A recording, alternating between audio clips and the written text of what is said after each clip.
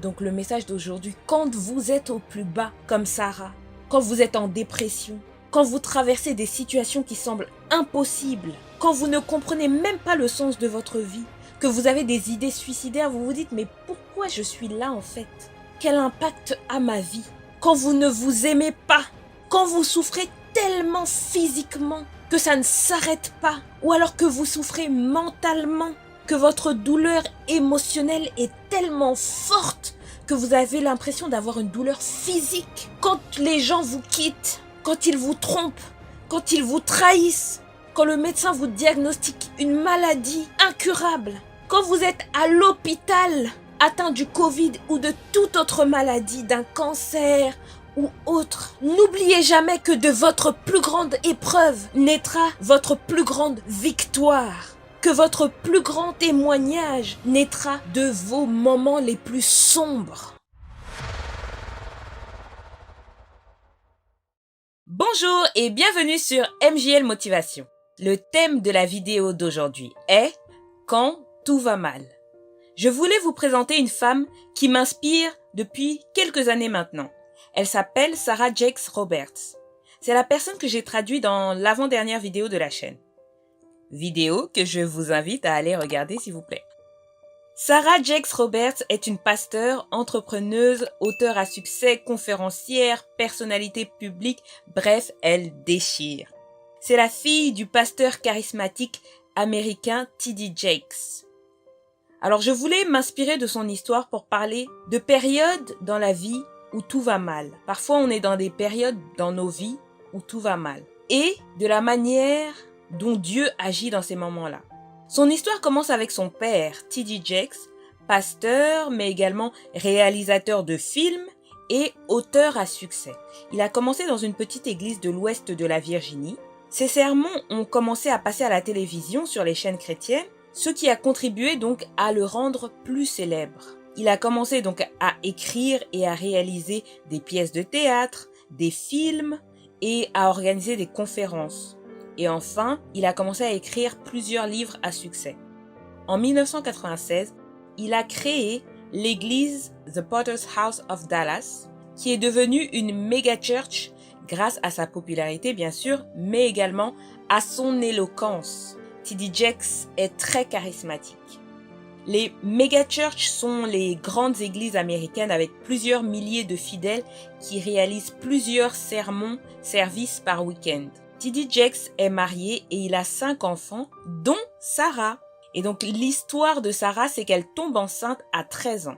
Donc la fille du pasteur qui prêche la bonne parole tous les dimanches à l'église tombe enceinte à seulement 13 ans. Vous imaginez les critiques, le regard de la congrégation. Sarah ne se sentait pas à sa place à l'église. Elle cherchait sa place dans cette grande institution qu'avait créée son père. Sarah a commencé à se perdre de plus en plus avec les années, donc elle vivait avec ses parents. Mais la pression du regard des autres, le sentiment d'inadéquation donc à l'église, l'ont poussée à quitter le domicile familial. Toujours adolescente, mais elle a quitté la maison de ses parents. Et donc pour payer son loyer, elle a trouvé du travail comme serveuse dans une boîte de striptease. Oui, la fille du pasteur T.D. Jakes, adolescente, a commencé à travailler non pas comme stripteaseuse, mais comme serveuse dans un bar de striptease. Donc vous imaginez un peu l'accoutrement, etc. Donc ses parents n'étaient pas au courant, bien sûr. Mais des connaissances l'ont reconnue, ils en ont parlé à ses parents et ses parents l'ont appelé et lui ont dit « Sarah, rentre à la maison, arrête ». Donc Sarah décide de rentrer à la maison parce qu'elle n'était pas heureuse, elle cherchait Dieu malgré tout dans toutes ces situations en fait. Donc Sarah décide de partir sur de nouvelles bases, de changer les choses et de corriger ses erreurs. Elle décide de reprendre ses études et d'aller à l'université. Elle y rencontre un jeune homme de qui elle tombe amoureuse et ils commencent à se fréquenter. Mais ce garçon est un don Juan, c'est un homme à femme et il voit d'ailleurs d'autres femmes en même temps qu'il est avec Sarah. Sarah en a conscience, mais elle l'aime et elle le croit quand il dit qu'il va changer et que ce ne sont que des amis, etc. Elle est même prête à se battre physiquement contre ses autres filles pour garder son homme. Après plusieurs années, plusieurs incidents, plusieurs infidélités, ils entretenaient une relation clairement dysfonctionnelle et même toxique. Mais Sarah s'en fichait. Elle voulait se sentir aimée, acceptée. Elle voulait avoir ce sentiment d'appartenance qu'elle ne ressentait pas dans l'église de ses parents. Après plusieurs années, ils décident de se marier malgré tout. Ils ont eu un autre enfant, mais malgré leur engagement, ça ne dissuade pas du tout son nouvel époux de ses infidélités répétées. Sarah rentre dans une période de dépression alors que les infidélités de son footballeur de mari ne cessent d'être prouvées. Elle ne cesse de trouver des preuves qui la trompent, des messages, etc. Elle commence à parler de sa souffrance dans un blog, elle ouvre son cœur, elle expose ses sentiments. Le blog est très lu car il parle à beaucoup de femmes qui sont dans des situations similaires. Relations toxiques, dépression, relations dysfonctionnelles, infidélités répétées, etc. Pourquoi rester dans une telle situation? Elle voulait faire les choses bien en fait. Après sa grossesse précoce, le fait de travailler dans un bar à striptease, l'échec de ses études, parce que oui, elle a laissé tomber ses études, elle a cherché du travail, Sarah ne voulait pas ajouter à sa longue liste un divorce en plus. Donc elle subit cela pendant plusieurs années. Jusqu'à un jour où son mari rentre à la maison. Mais il ne coupe pas le moteur de sa voiture. Sarah, dans la cuisine, entend son mari dans la maison, mais elle s'étonne que le moteur de la voiture ne soit pas coupé.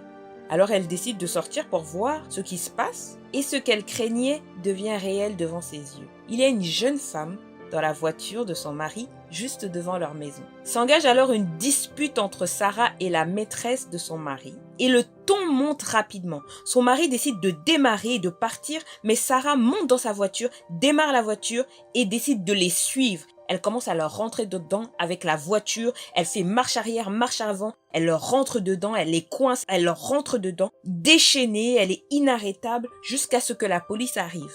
L'officier, l'agent de police, lui demande ce qui se passe et elle lui répond que son mari est venu chez eux avec sa maîtresse dans la voiture.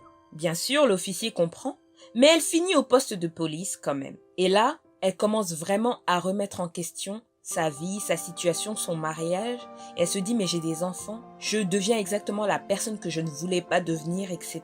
Donc elle décide de s'éloigner, de se séparer de son mari. Elle rentre à Dallas chez ses parents. Pendant qu'elle réfléchit à son mariage, au cours de cette séparation donc, elle apprend que la maîtresse de son mari a eu un enfant et que son mari est sans doute le père. Et donc là, elle décide de mettre réellement un terme à son mariage et elle se sépare définitivement de son mari. Mais pendant tout ce temps, elle continue à parler de son histoire, de ses sentiments dans son blog. Et finalement, on lui propose d'écrire un livre à ce sujet. Elle accepte et elle commence à en faire la promotion, donc faire la promotion de son livre.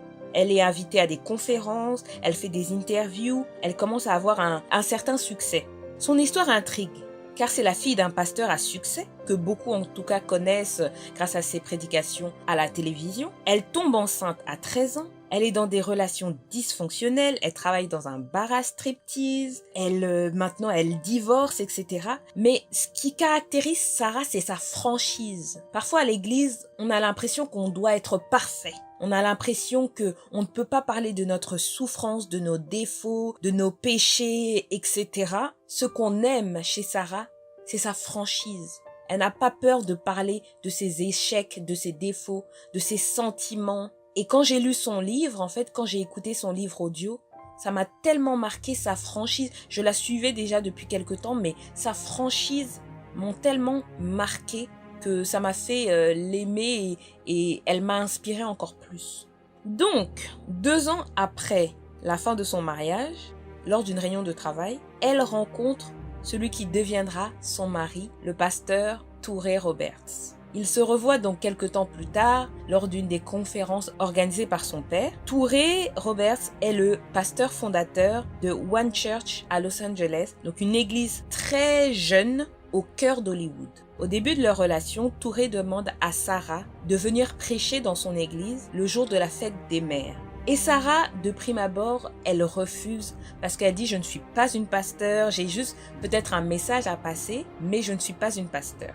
Mais il arrive à la convaincre et elle finit par accepter. Quelques mois plus tard, ils se marient et elle devient copasteur de cette église. Elle a commencé à beaucoup prêcher. Et c'est comme ça que je l'ai découvert donc dans ce message que j'ai traduit dans l'avant-dernière vidéo. Donc au milieu de sa dépression, Sarah a dit à Dieu, si tu me permets de m'en sortir, Je ferai tout mon possible pour aider d'autres femmes à en faire autant. Elle a créé une communauté qui s'appelle Women Evolve. Elle diffuse des messages sur YouTube, sur son podcast, sur son Instagram, son site web. Elle a écrit au final 5 livres, dont le dernier est sorti le 6 avril dernier, qui s'appelle Women Evolve. Elle a également organisé différentes conférences, avant la pandémie bien sûr, et même pendant la pandémie, mais en ligne du coup. Elle a engagé toute une équipe autour de son message, de son témoignage, et autour de cette première femme dans la Bible qui est Ève.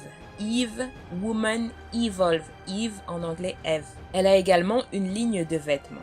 Donc de ses plus grands échecs, de son humiliation, de ses dépressions, Dieu les a transformés en un témoignage, en un ministère.